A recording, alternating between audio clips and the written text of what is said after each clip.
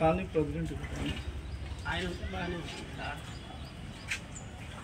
ఆయన భాస్కర్ రెడ్డి అనుకుంటా కాలనీ.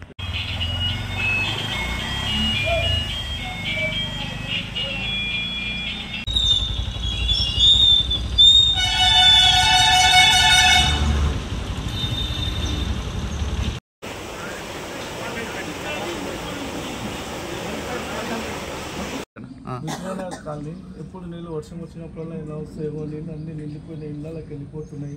ఇక్కడ షాపులలో ఇట్లా వచ్చినాయి, మళ్ళీ రిటర్న్ వెళ్ళిపోయినాయి. ఎప్పుడు ఇదే ఇబ్బంది ఉంటున్నది. ఇక్కడ అధికారులు ఎవరేం పట్టించుకుంటలేరు. టంక్రాన్ వేసారు, ఆయన నీళ్ళు వచ్చేస్తున్నాయి, పట్టించుకుంటలేరు. ఇప్పటివరకు ఎవరు రాలే అధికారులు. చూసిన పోతున్న పబ్లిక్ చాలా ఇబ్బంది అయిపోతున్నది.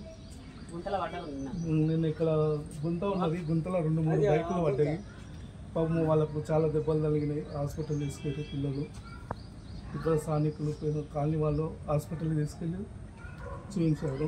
చాలా దెబ్బలు తగిలినాయి. ఎవరు పట్టించుకుంటున్నారు. పేరు యాదమ్మ.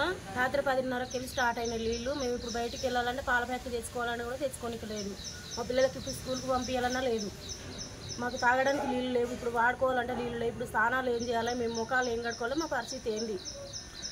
ఎన్ని గంటల నుంచి స్టార్ట్ అయ్యారు?